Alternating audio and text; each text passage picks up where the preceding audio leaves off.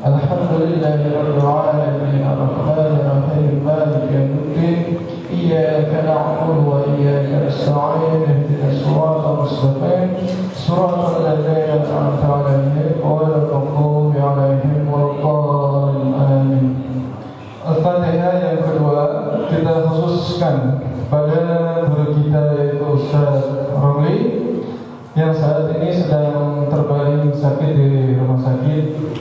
Kita memohon semoga Allah berkenan untuk segera memberikan kesembuhan dan mengembalikan kesehatannya sehingga dapat menjalankan kembali aktivitas rutinnya dan bisa kembali beribadah di tengah-tengah kita.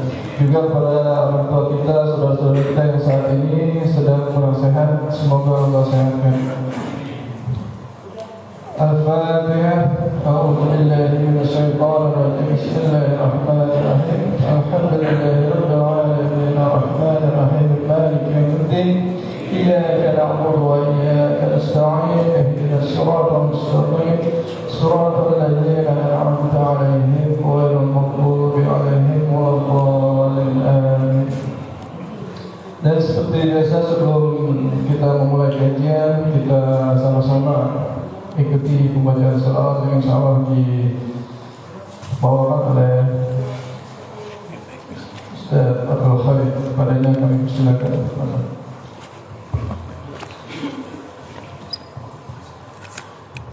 Allahumma salli wa sallim Allahumma salli wa sallim wa zid wa zid ala barakatuh wa Allah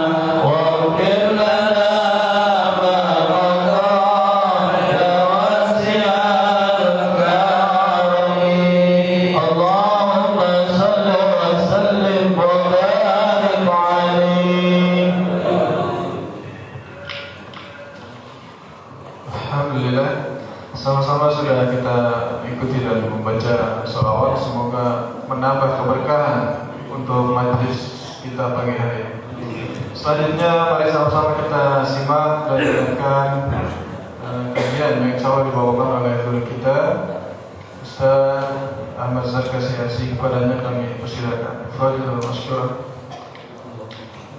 Bismillahirrahmanirrahim. Assalamualaikum warahmatullahi wabarakatuh. Alhamdulillahirabbil alamin. Nahmaduhu wa nasta'inuhu wa nastaghfiruh. Allahumma shalli wa sallim wa barik ala sayyidina Muhammadin amma ba'du.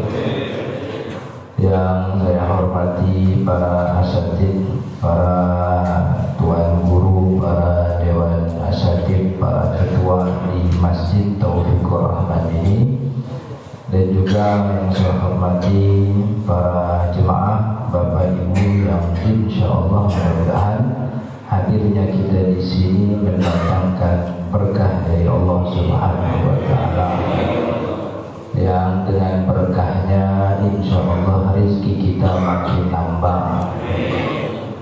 Syukur-syukur rezeki nambah bisa pergi ke Mekah, bisa tawaf mengelilingi Ka'bah, bisa mabit di Muzdalifah, besokannya bisa wukuf di Padang Arafah, kemudian berangkat ke Mina, bisa melontar jumroh, nanti bisa ziarah ke makam Nabi Muhammad di samping Raudhah, kemudian pulang ke Indonesia, duitnya makin nambah, syukur-syukur bisa beli rumah, tanahnya juga makin nambah, kalau bisa istri juga boleh nambah. Amin ya Rabbal. Yang amin berpandang, yang belakang gak mau amin. Salawat dan salam kita sampaikan kepada Nabi Muhammad SAW beserta keluarga dan juga para sahabatnya, dengan harapan dan doa mudah-mudahan kita termasuk orang yang mendapatkan syafaat Rasul SAW di hari kiamat nanti. Amin ya Rabbal alamin. Para jemaah Bapak Ibu yang dirahmati Allah, jadi agenda kajian subuh Ahad pekan kedua ini insya Allah kita akan pakai kitab Safinatun Najah. Safinatun Najah itu kitab fikih, tapi bab awalnya kitab tauhid, jadi lengkap. Jadi nanti diajarin tauhidnya, kemudian fikihnya, di akhir kitabnya ada bab tentang adabnya. Jadi kitab Safinatun Najah kecil, tipis soal. Tahu kan Safinatun Najah?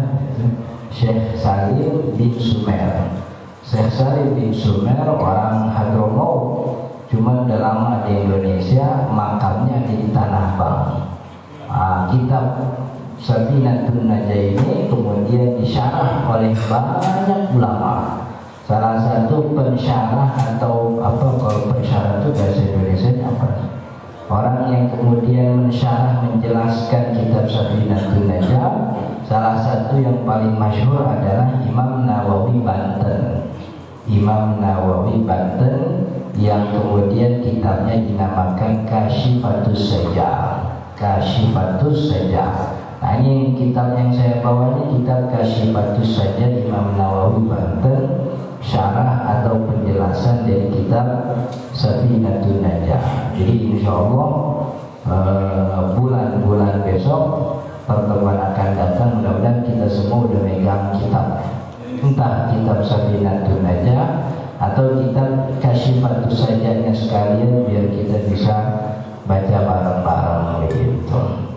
Dan disebutkan sebelumnya bahwa pertemuan bulan lalu sudah membahas sampai pada bab rukun Islam. Jadi pada kesempatan pagi hari ini kita lanjutkan pada bab rukun iman. Jadi rukun Islam, rukun iman, makna kalimat tauhid, baru kemudian masuk bab fikih. Itu kitab Safinatun aja gitu. Kalau kitab fikih-fikih yang lain tuh langsung langsung bab toharoh kan gitu. Al-ma'u arba'atu aqsamin kan begitu. Tapi kalau kita Safinatun Najah mulainya dengan arkanul Islam, arkanul iman, kemudian baru kalimatut tauhid, baru udah masuk bab toharoh begitu. Qala al-musannif rahimahullahu ta'ala wa nafa'ana bihi wa bi 'ulumihi fid dharain amin ya rabbal alamin. Faslun arkanul imani sittatun. Rukun iman ada 6. Berapa rukun iman ya? Rukun iman berapa? Tiap hari ngaji rukun iman dulu kagak. Tapi kita lihat nih penjelasan ulama, rukun imannya kita udah apa? Cuman apa kata ulama tentang rukun iman itu jadi tambahan ilmu buat kita. Kata Imam Nawawi Banten, fal imanu lughatan mutlaqut tasdiq. Yang namanya iman itu secara bahasa artinya mutlaqut tasdiq. Percaya sepercaya-cayanya secara mutlak, sawa'an kana bima ja'a bihi nabi, baik itu terhadap apa yang datang dari Nabi Muhammad atau bighairihi atau selain Nabi Muhammad. Jadi iman secara bahasa itu artinya percaya benar dengan siapa, dengan apa yang datang dari Nabi atau yang bukan dari Nabi. Itu iman secara bahasa. Jadi kalau dulu kita punya Presiden Joko Widodo bilang ekonomi meroket begitu, terus kita percaya, kita iman tuh sama Pak Jokowi secara bahasa namanya. Kalau kita iman sama orang tua kita, dia bilang ntar lu tenang aja, ntar sampai hari tanah yang telah sono kejual duitnya buat lu, gitu. Itu kita iman sama bapak kita. Secara bahasa itu iman begitu. Jadi iman secara bahasa artinya percaya tanpa ada penelitian, pokoknya percaya aja. Itu namanya iman secara bahasa. Wa syar'an, tapi iman secara syariat, maksudnya mana iman dalam pandangan ulama-ulama syariah, at-tasdiqu bi jami'i ma ja'a bihi Nabi sallallahu alaihi wasallam mimma ulima min ad-din bid-darurati la mutlaqan. At-tasdiqu percaya bi jami'i dengan seluruh ma ja'a bihi Nabi sallallahu alaihi wasallam yang dibawa oleh Nabi Muhammad. Nabi Muhammad bawa syariat, Nabi Muhammad bawa adab. Jadi percaya kepada Nabi Muhammad dengan segala apa yang dia bawa, percaya dengan seluruh apa yang dibawa oleh Nabi Muhammad, mimma ulima minad-dini bid-darurati la mutlaqan. Tapi enggak semuanya. Yang namanya iman secara syariat itu percaya dengan apa yang datang bersama Nabi Muhammad, mimma ulima minad-dini bid-darurah, dari perkara-perkara yang ma'lum minad-dini bid-darurah la mutlaqan. Jadi maksudnya gimana Ustaz? Percaya dengan apa yang datang dari Nabi Muhammad, tapi tidak semuanya. Cukup percaya dengan apa yang datang dari Nabi Muhammad yang sifatnya ma'lum minad-dini bid-darurah, itu udah cukup dikatai iman.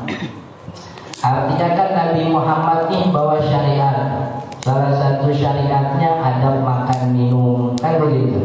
Kalau makan tangannya kanan, minumnya sambil duduk, kan begitu. Dalam sabda Nabi Muhammad, la yashrabanna ahadukum qa'ima, jangan minum dalam keadaan berdiri gitu. Hadisnya ada bilang begitu. Hadisnya minum Ustaz, tapi kalau makan boleh kali berdiri. Wah, sama minum aja nggak boleh apalagi makan.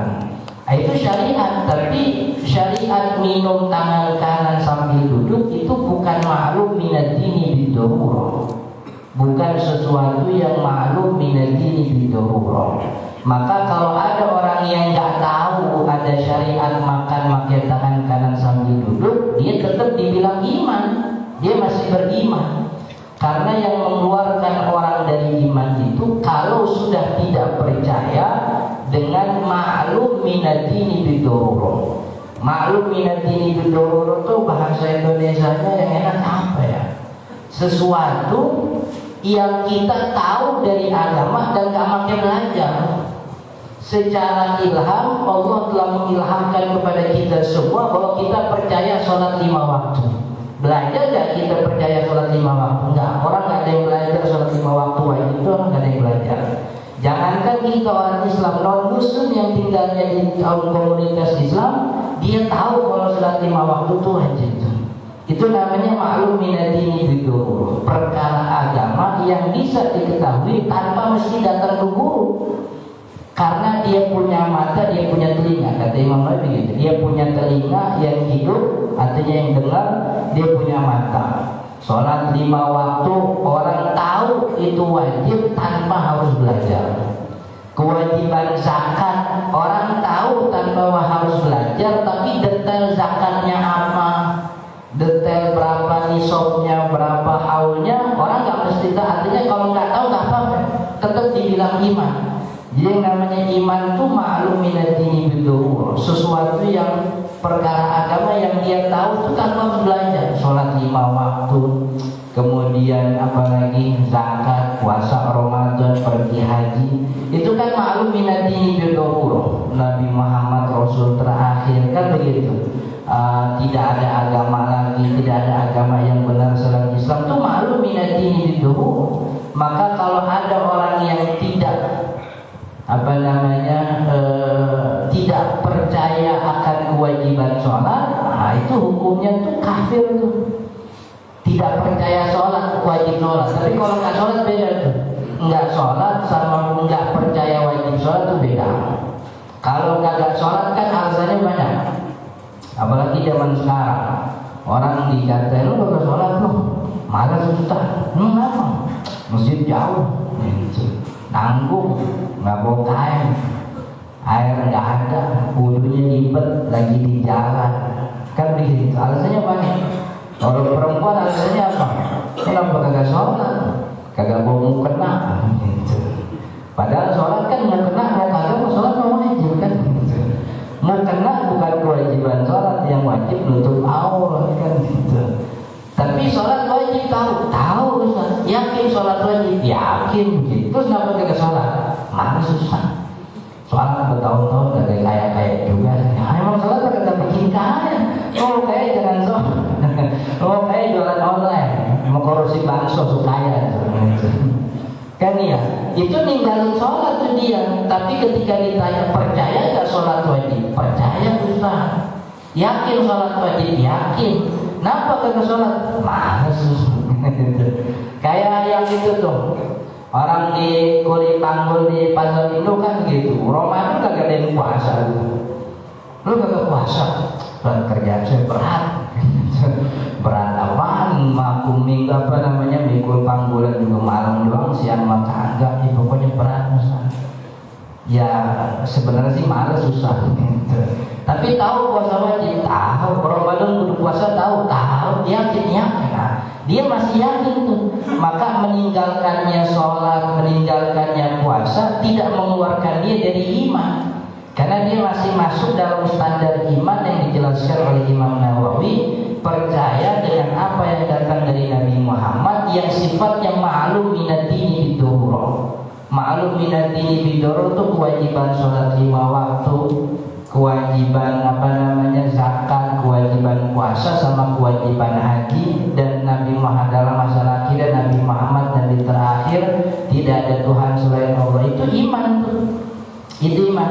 Maka sifatnya yang masalah agama yang bukan ma'lum minadini bidur, kayak semacam zakat misalnya zakat perhiasan. Nah, itu kan sifatnya syariat. Tapi dia bukan sesuatu yang ma'lum minadini bidur. Itu perkara dhani. Orang kalau ada yang gak percaya perkara dhani gitu. Gue sih gak percaya perhiasan ada zakatnya gitu. Tapi zakat yakin, cuman perhiasan mah enggak. Nah, itu enggak ada masalah tuh. Karena sifatnya dhani.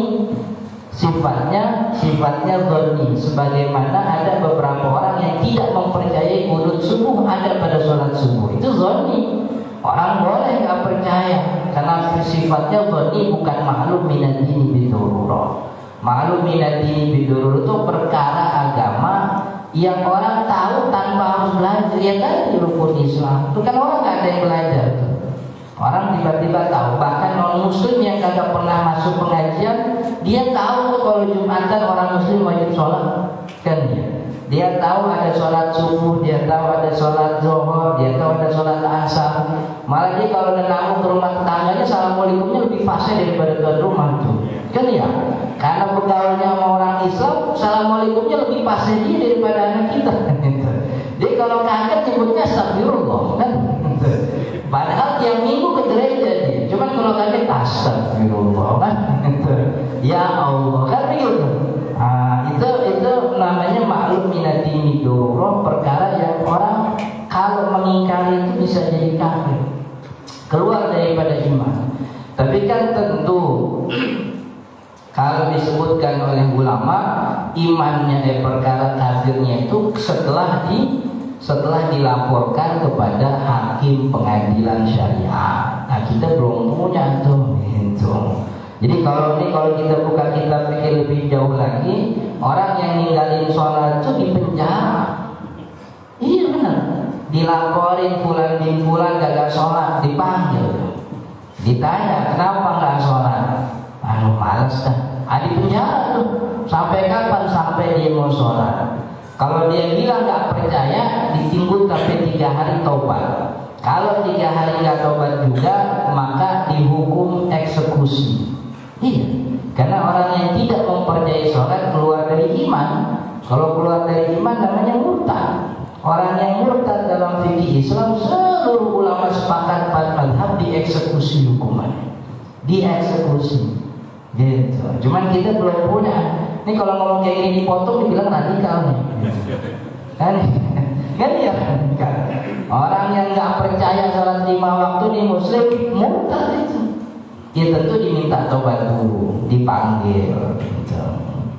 Ente udah tua, masa ya sholat 5 waktu kagak percaya kan gitu.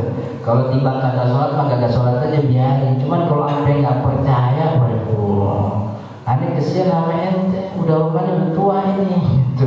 Berdiri aja pegangan kan gitu, kagak kontrolin diri. Makanya kita tolongin, nggak apa-apa deh nggak sholat, dosa-dosa. Yang penting jangan sampai kafir kan gitu. Yang penting jangan sampai kafir, dan kita ini orang muslim punya kewajiban dakwah gitu. Jadi jangan senang kalau ada orang non muslim mati, itu jangan senang. Justru kita khawatir, kita punya kewajiban dakwah. Ada orang terdekat kita mati belum kita dakwahin. Kan itu Nabi Muhammad dulu pernah sedih ketika dilewati jenazah Yahudiyah. Marrat bihi janazatun Yahudiyah faqamat. Bukan Nabi Muhammad SAW dilewati oleh rombongan jenazah orang Yahudi. Kemudian sambil lewat dia berdiri sambil nangis. Ditanya Nabi Muhammad, kenapa nangis? Saya nangis ada orang yang mati ketika saya hidup tapi belum Islam. Gitu. Kalau kita kan rada demen kalau orang non muslim mati kan. Biarin mati dah, biarin. Udah hilang kan musuh atu kan gitu. Itu bukan musuh tuh, itu ladang dakwah kita dakwahin. Jadi itu yang namanya iman maklum minadini bidururah. Maka perkara-perkara yang tidak masuk dalam kategori maklum minadini bidururah, ada orang muslim tidak percaya, nggak ada masalah, masih iman dia. Yang penting maklum minadini bidururah. Orang kayak gitu mesti diajarin. Kan banyak nih ya. Dulu nih ada orang nggak percaya sholat, sampai sekarang masih ada. Ada orang nggak percaya haji, sampai sekarang masih ada.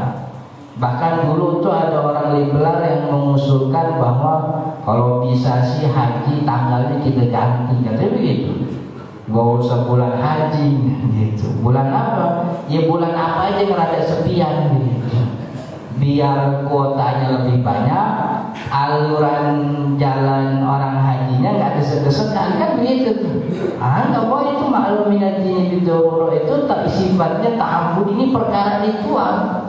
Kalau ritual ini nggak boleh ganti-ganti, dan kita diminta untuk ngerjain walaupun kita nggak ngerti. Jadi namanya ta'abbudi. Ini sholat nih, sholat subuh.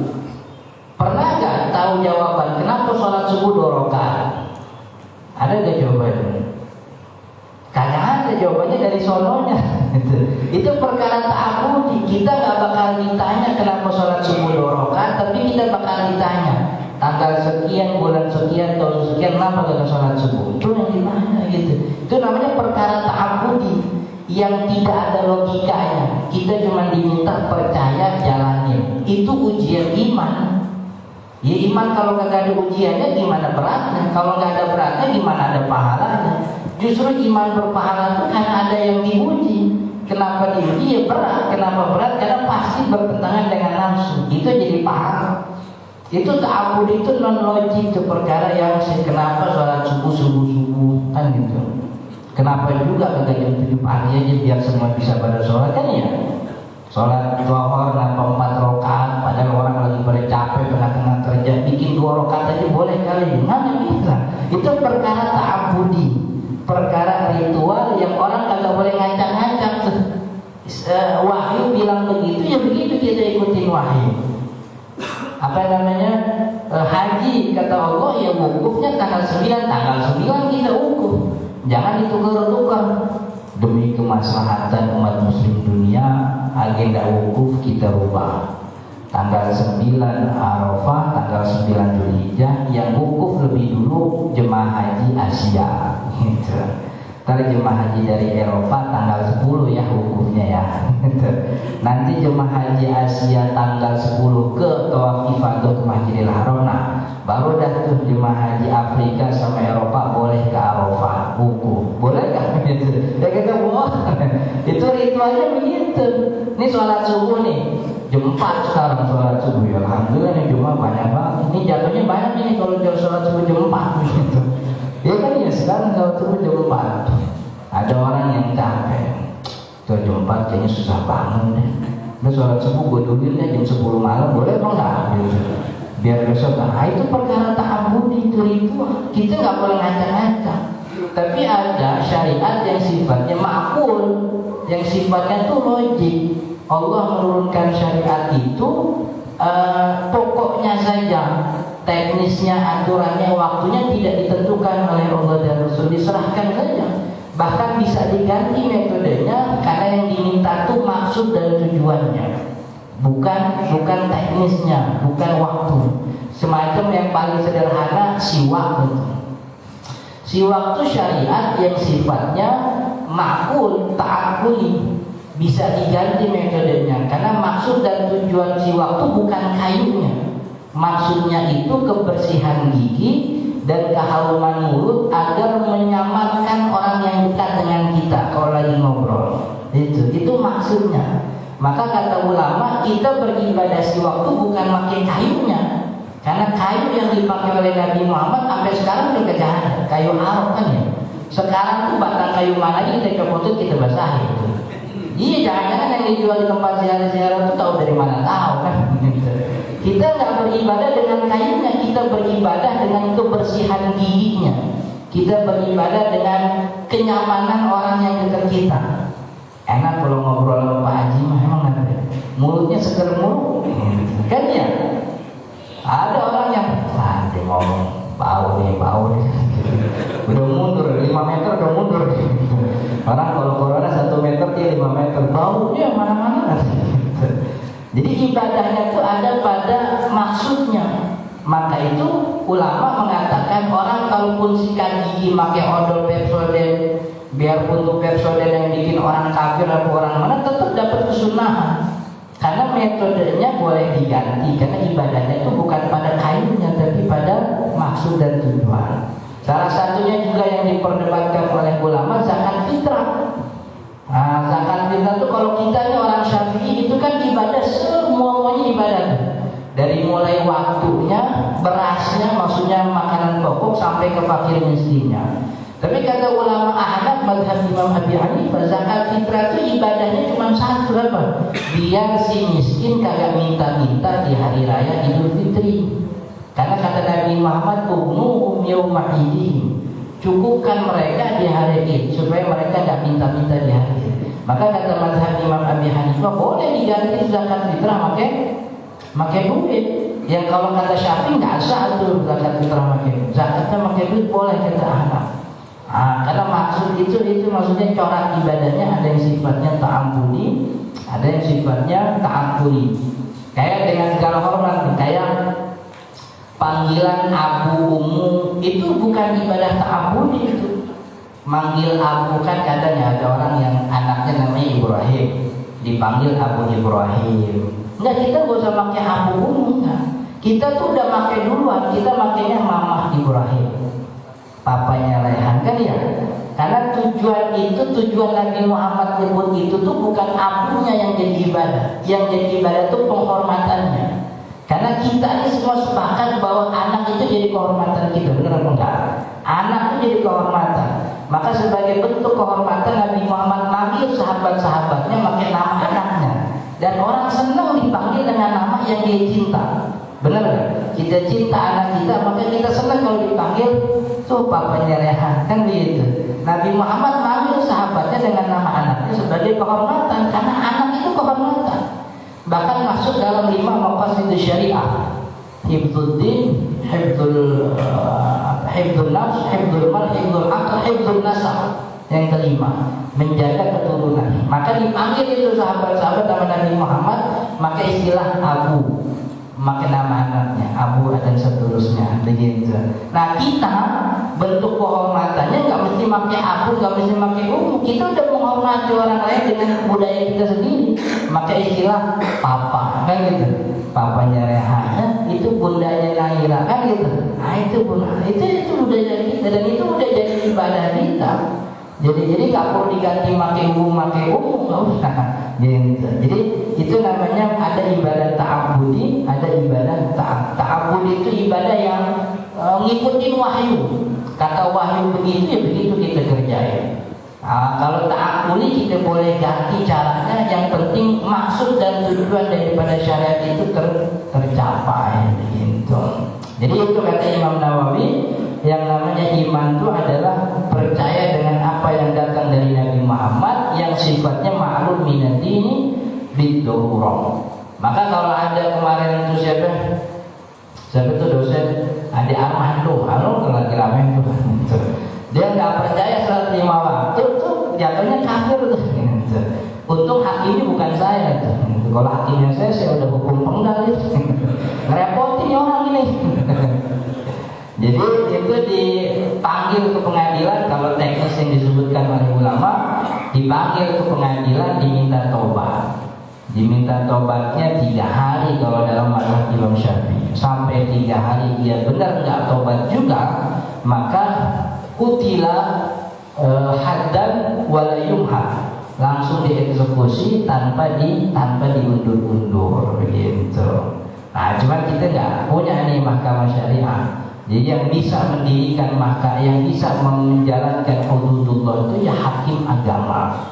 Hakim agama itu maksudnya qadhi yang memang seluruh umatnya sepakat menjalankan syariat. Kita belum punya.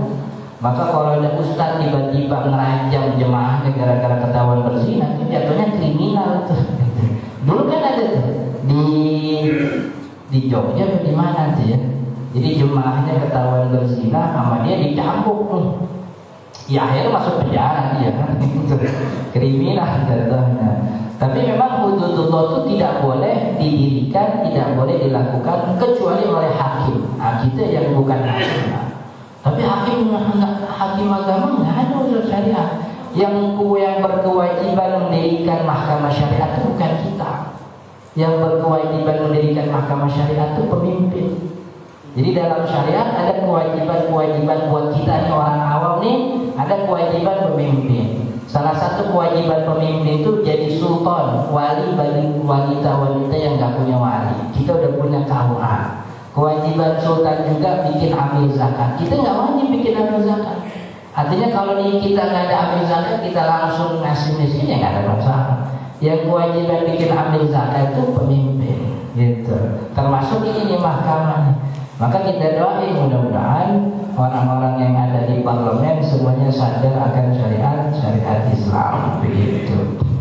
Iman yang pertama yaitu al-imanu billah, iman kepada Allah. Apa maksud iman kepada Allah? Bi an ta'taqida ala tafsir anna Allah ta'ala mawjudun qadimun baqin mukhalifun lil hawaditsi mustaghnin an kulli syai'in wahidun qadirun muridun alimun hayyun sami'un basirun mutakallimun.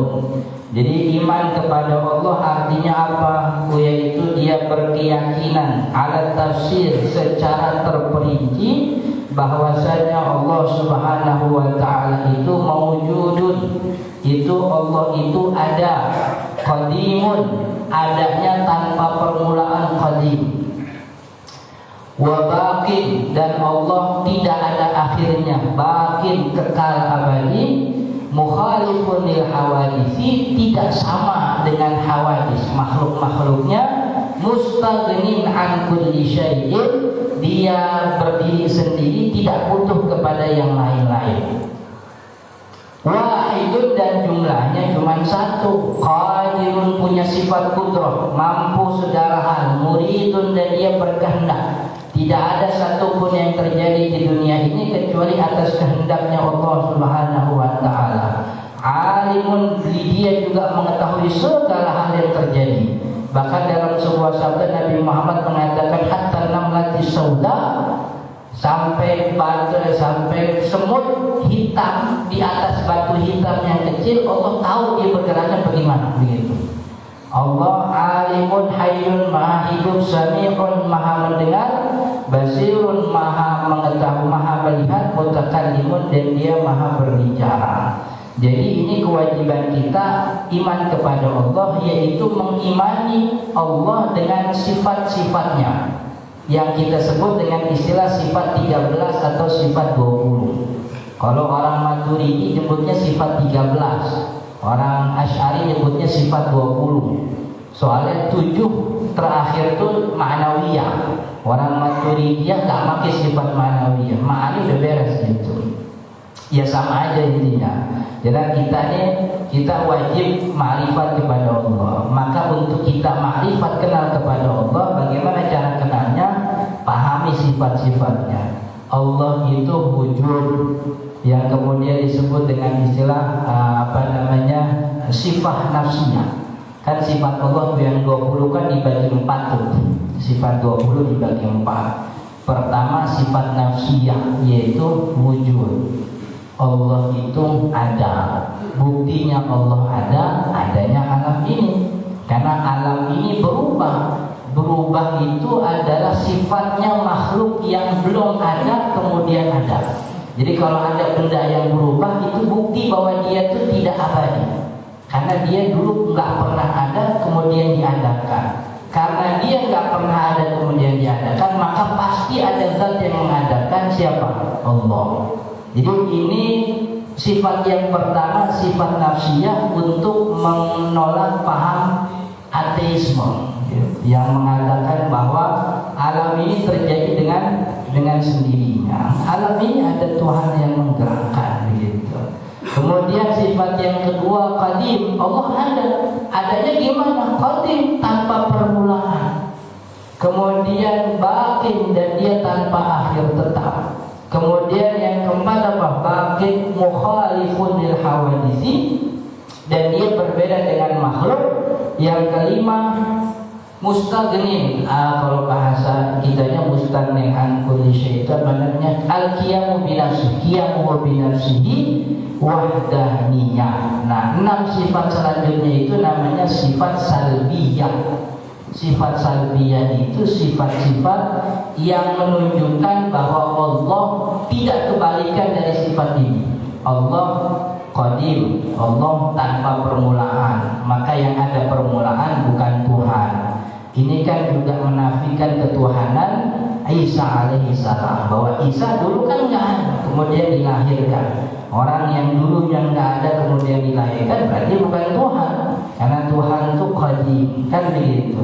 Baqin, dan dia tidak mati.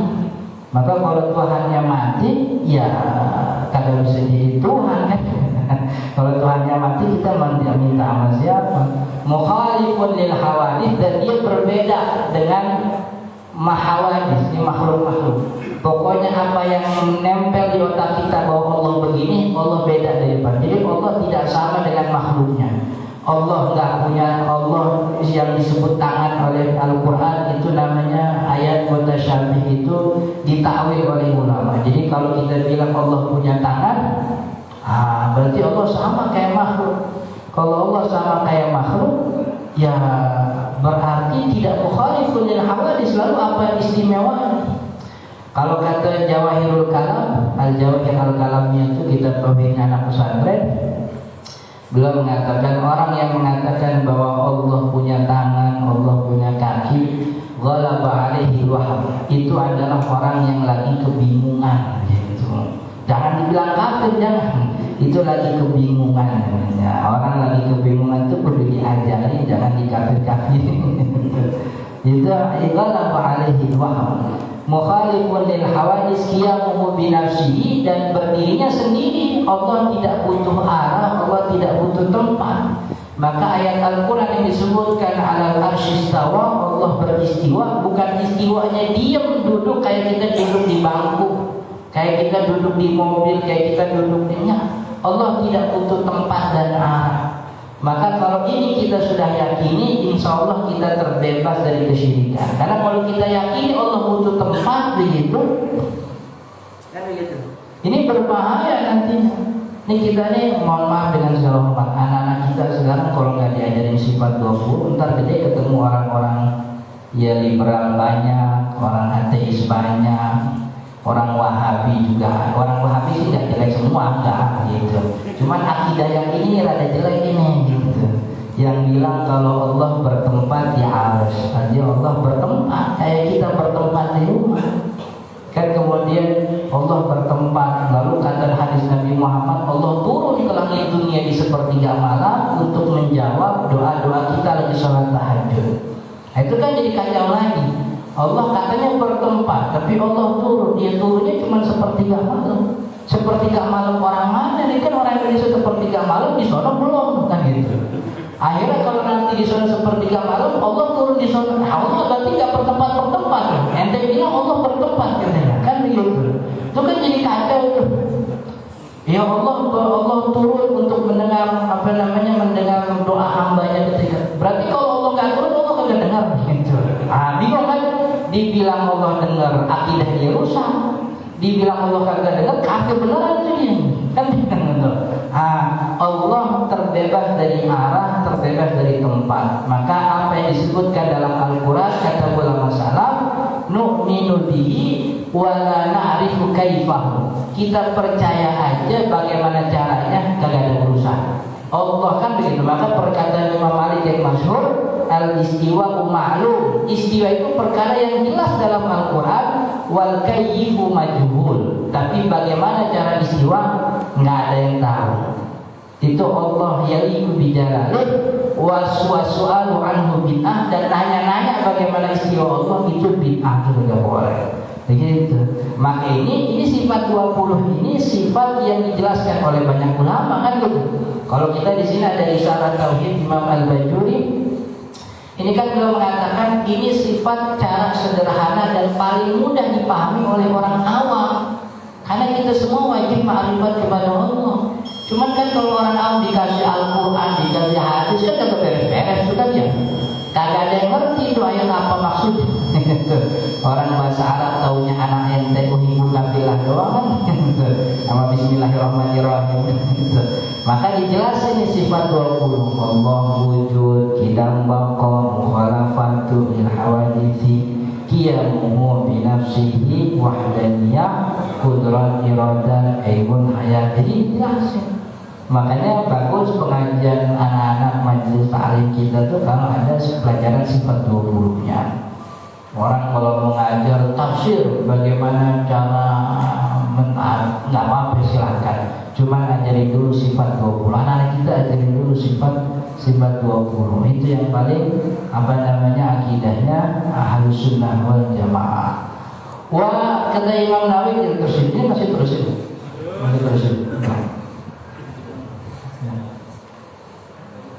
Setengah 6 ya, masih setengah 6, cuma udah terang. Faedah, kata Imam Nawawi, beliau menjelaskan lagi tentang iman kepada Allah. Kata Imam Nawawi Banten, man taraka arba'a kalimatin kamu siapa orang yang meninggalkan 4 pertanyaan, 4 kalimat tentang sifat Allah, kamulah imanuhu, maka imannya sempurna. Orang yang meninggalkan 4, maka jangan tanya-tanya 4 hal ini, dia sempurna imannya. Apa itu 4? Aina wa kaifa wa mata wa kam. Aina di mana Allah, wa kaifa bagaimana Allah, wa mata kapan Allah, wa kam dan berapa Allah. 4 hal ini kudu ditinggalin. Fa in qala laka, kalau ada orang yang nanya ke ente, kata Imam Nawawi gitu, aina Allah, Allah di mana? Fa jawabuhu, maka jawabnya laisa fi makanin wa la yamurru alaihi zaman. Allah tidak bertempat dan Allah tidak ada di dimensi waktu yang kita ada. Dimensi waktu dan tempat tidak berlaku untuk Allah. Itu cuma buat kita doang. Itu jawabnya gitu. Kalau ada orang nanya Allah di mana, Allah tidak bertempat dan Allah tidak ada dalam dimensi waktu yang kita ada di situ. Wa in qala laka, kalau kemudian ada lagi orang yang nanya, kaifa Allah? Allah gimana bentuknya? Faqul, katakanlah, laisa kamitslihi syai'un, Allah tidak sama dengan apapun. Jadi sebagaimanapun otak kita menggambarkan Allah, Allah berbeda dengan itu semua. Itu kan gampang loh. Allah bagaimana? Laisa kamitslihi syai'un. Wa in qala laka mata Allah, kalau kemudian ditanya Allah kapan? Kapan Allah adanya? Faqul lahu awwalun bila ibtida wa akhirun bila intiha. Allah itu maha awal tanpa permulaan, dia juga terakhir tanpa penghabisan. Awal tanpa permulaan, akhir tanpa penghabisan. Wa in qala laka qailun, kalau ada orang yang mengatakan lagi kamillah, Allah ada berapa? Faqul lahu wahidun, maka katakanlah Allah satu, la min qillatin, bukan karena dia sedikit. Qul huwallahu ahad, katakanlah Allah tunggal satu. Jadi itu iman kepada Allah. Wasanihat tanggungnya. Wasanihat dan yang kedua iman bil malaikah, iman bil malaikati kepada malaikat Allah. Bi an ta'taqida annahum ajsamun nurani, bahwa kita berkeyakinan bahwa malaikat itu ajsamun nuraniyah, jisim-jisim nurani. Jisim-jisim itu maksudnya apa namanya? Makhluk yang berjisim itu berbadan, tapi nuraniyah sifatnya badannya itu terbuat dari cahaya. Latifatul, cahaya yang halus sekali, laisu dzukuran, dan dia bukan laki-laki, wala inasan, bukan perempuan. Jadi nggak ada malaikat laki, malaikat perempuan, nggak ada. Malaikat bukan laki, bukan perempuan, wala khanat wala khanasi, dan juga dia bukan khanasi itu waria. Bencong itu laki yang ke perempuan-perempuanan gitu. Kalau khonas itu orang yang lahir dengan 2 kelamin, dan itu ada. Orang lahir 2 kelaminnya punya, kelamin laki ada, kelamin perempuan ada. Ya maka kalau disebut laki, tinggal dilihat nanti ketika balik yang hidup itu, yang aktif itu kelamin mana. Kalau yang hidup ketika balik itu, artinya ketika balik ini apa dia haid atau keluar air mani, ya tinggal itu kita menentukan. Kalau dia keluar air mani berarti laki. Maka kalau dia punya duit, operasi gitu. Kalau nggak punya duit, ya udah kita hukumin dia laki sambil kita mengumpul duit, bantuin dia buat operasi gitu. Jadi itu ada tuh, banyak tuh di Indonesia, ada beberapa kasus di mana orang lahir dalam keadaan dua kelamin aktif. La abalahum, malaikat gak punya bapak, walaupun malahum gak ada ibunya. Shadiquna fima akhbaru bihi adillah, mereka percaya sepercayanya kepada apa yang diberikan kabar dari Allah Subhanahu wa taala. La yaqulun, malaikat kagak makan, wala yashrabun, kagak minum. Karena malaikat gak punya nafsu. Jadi dia kagak kenal sama burger, kagak kenal sama apa lagi, nugget, kagak kenal sama boba atau macam-macam minuman. Wala yatanakahun, dan mereka tidak menikah. Wala yatawalladun, mereka juga tidak melahirkan. Wala yanamun, dan mereka tidak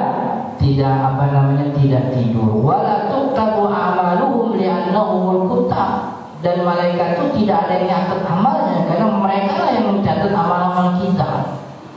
Nah gitu.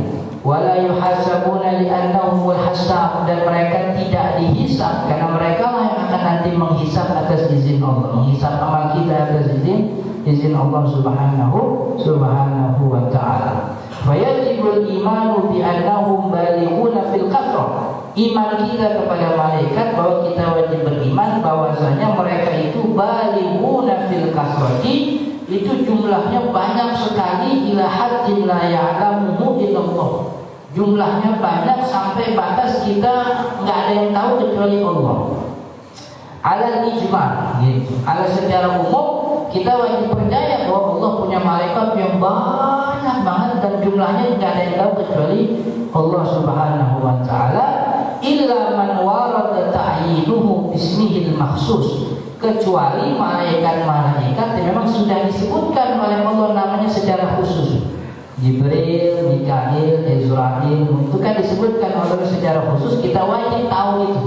Jadi jumlah yang banyak nggak tahu siapa-siapa nggak apa, yang penting kita iman bahwa Allah punya malaikat yang jumlahnya banyak.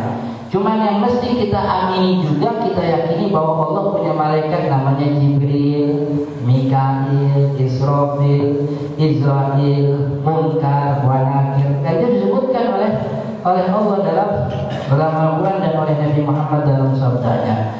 Fayajibul imanu bihi tafsilan, maka wajib kita mengimani malaikat-malaikat yang sudah disebut oleh Allah dan Rasul itu tafsir secara terperinci. Fal awal yang pertama ka Jibril, wa Mikail, wa Israfil, wa Israil, Munkar, wa Nakir, wa Ridwan, wa Malik, wa Raqib, wa Atif, wa Uman. Dan yang kedua ka Hamalatil Arsy, seperti malaikat yang enggak disebutin namanya tapi disebut oleh Allah pekerjaannya, yahmilunal arsya. Hamalatil Arsy, pembawa arsy. The throne, kalau bahasa Inggrisnya itu the throne carrier, itu orang boleh nyebutnya gitu. Malaikat pembawa arsy. Wal hafadhah, malaikat penjaga kita. Wal katabah, dan malaikat yang mencatat amal kita. Jadi iman kepada Allah termasuk ada di antara kita malaikat yang lagi nyatetin nama-nama kita nih. Jadi Allah dalam sebuah sabda, Nabi Muhammad dalam sabdanya mengatakan bahwa Allah tuh punya satu malaikat yang kerjaannya keliling. Apa saya? Saya itu travel jalan-jalan. Yaltamisuna ahlal dzikri.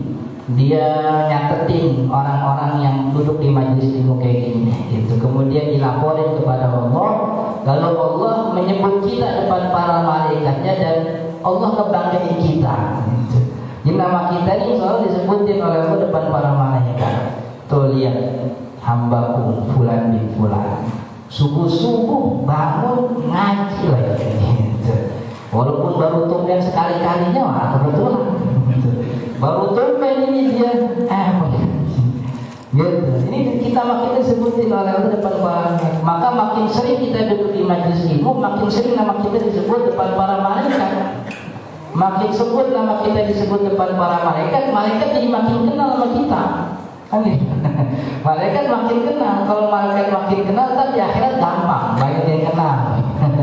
Kan malaikat itu kan ini besar. Ibaratnya kalau bahasa almarhum Zainuddin MZ, bahasanya malaikat itu kan panitia surga. Ini ya dulu almarhum Zainuddin ngomong begitu dalam ceramahnya, panitia surga.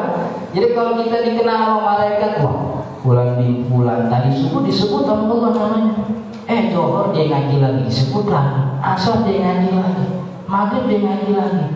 Ini orang soleh kan gitu. Kayak kita di sini kan kalau dikenal banyak orang kan tiap pekolan ada yang tegur, kan nih. Baji hampir baji kan gitu, hampir kan gitu. Entar kalau juga sama tuh, kalau kita banyak yang kenal tiap pekolan ada yang tegur. Baji mampir sini mau kemana? Nyari pintu surga sini aja yang kosong nih katanya. Gitu soalnya kayak kontrakan. Jadi insya Allah nama kita disebut satu-satu. Hatta wa in kana ja'a li hajatin laisa lil ilmi, kata Nabi Muhammad gitu. Sampai kemudian malaikat berhenti nyatet karena ada orang yang datang bukan buat belajar. Dia datang ke masjid ya emang kebetulan doang gitu. Ya kebetulan di rumah colokan penuh, charger HP anaknya semua gitu. Dia ingat di masjid colokan banyak kosong.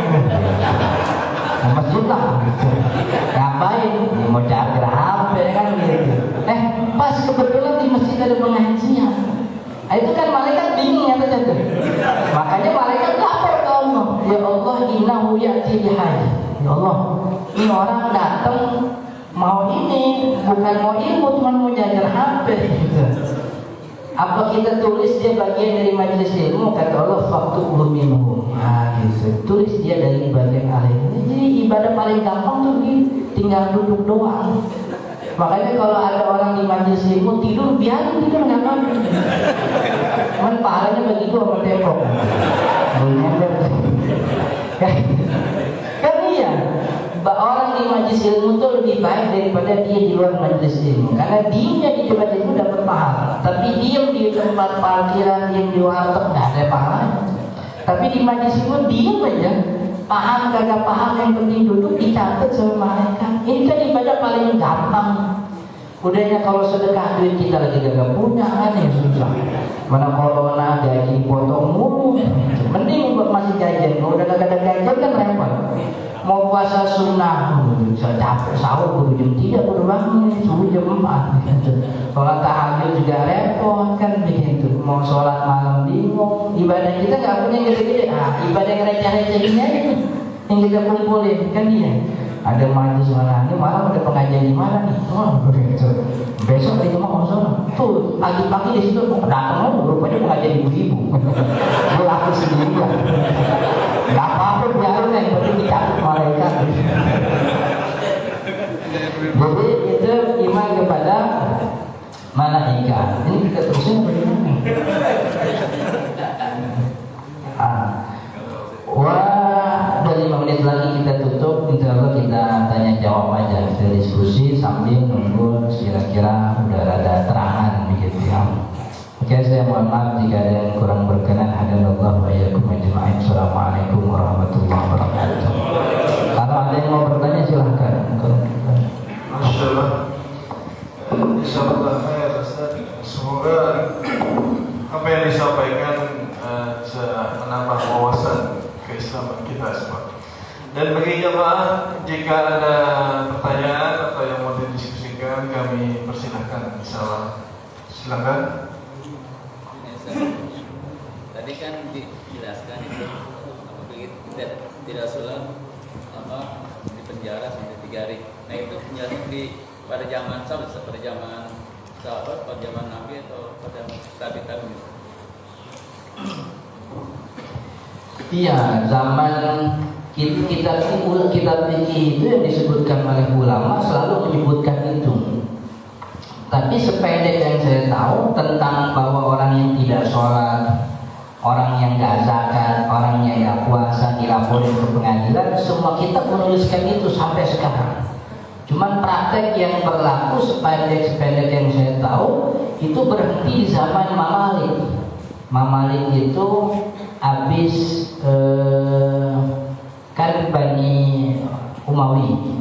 Habis Bani Umawi kan Umar bin Abdul Aziz itu lagi gede-gedenya, sampai kemudian Abbasiyah Harun al-Rasyid gede-gedenya. Setelah Abbasiyah itu kan terjadi peperangan lagi, pindah ke Al-Mamalik.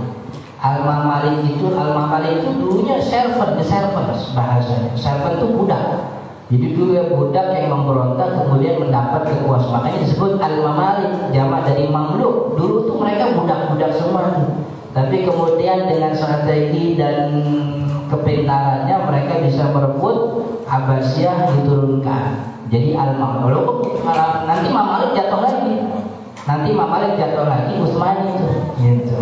Jadi ketika Mamalik itu sependek yang saya itu berhenti itu. Kemudian laporan tentang kewajiban sholat dan seterusnya. Baru muncul lagi di zaman Utsmani. Tapi kita fikir tetap menuliskan itu. Itu dengan harapan bahwa nanti ketika syariat Islam berdiri di satu negara, kita udah punya pegangannya, kita udah punya panduannya. Bahwa yang namanya orang nggak sholat tuh ya nanti dilaporin. Orang yang nggak zakat diambil setengah hartanya. Ada orang punya kambing 100 ekor misalnya. Kan kambing kan zakatnya per 40 sampai 120 1 ekor. 121 berarti 2 ekor dia wajib bayar. 40 ekor 1. Ada orang punya 100 kan wajibnya 1 ekor kambing. Ketika dia menolak bayar zakat 1 ekor kambing, maka setengah hartanya, setengah harta zakatnya itu yang 100 itu diambil 50 ekor kambing plus 1 diambil sebagai kewajiban zakat. Itu begitu syariatnya. Wakhila syatrul mali.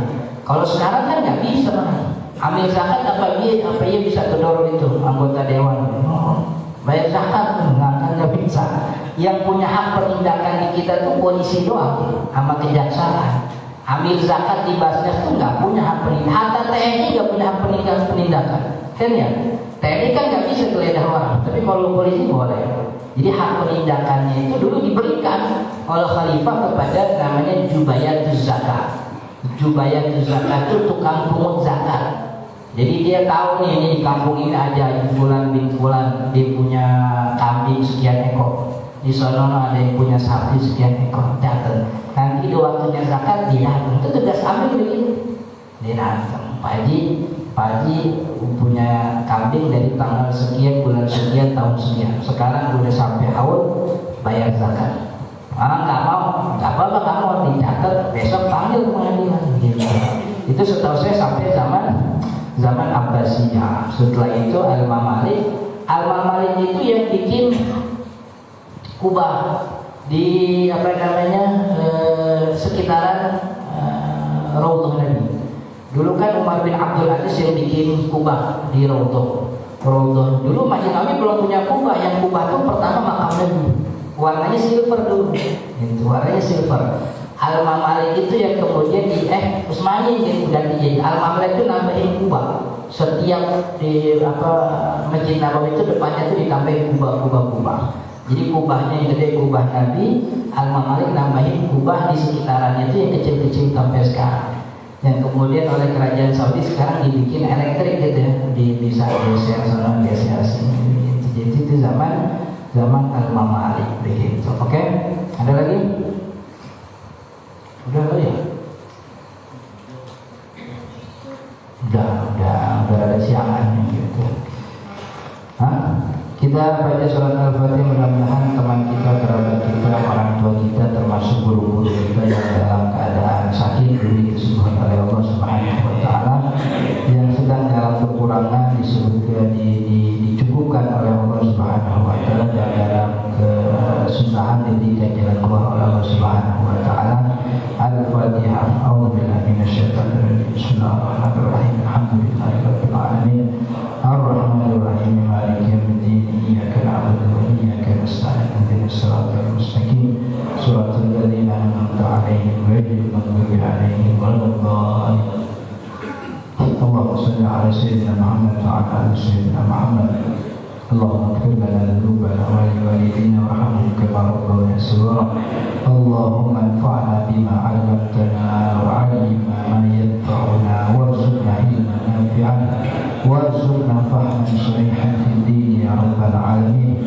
Allahumma ij'al jam'ana hadha jam'an marhuma waj'al tafarruqana min ba'di hadha tafarruqan ma'suma. Wa sallallahu 'ala sayyidina Muhammadin wa 'ala alihi wasallam. Walhamdulillahi rabbil alamin. Assalamualaikum warahmatullahi wabarakatuh.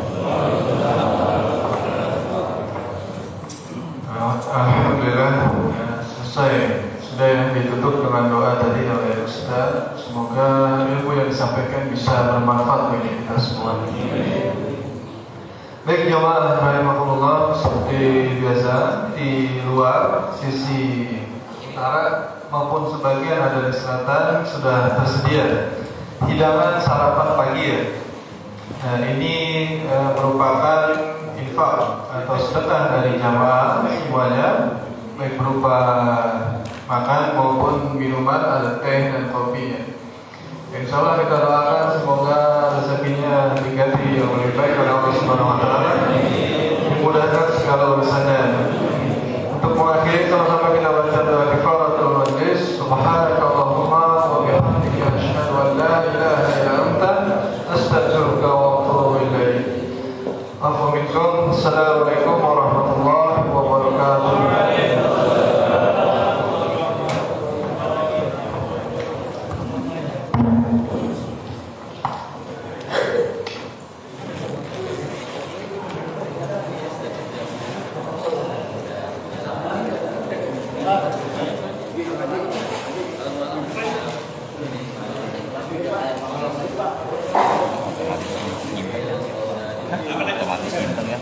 Iyalah, kalau dia tetap aku pasti di galeri aja lihat. Sampai sini. Ini mau saya izin. Oh, sampai sini. Nggak tahu saya kalau bukan di Samsung, bukan Samsung.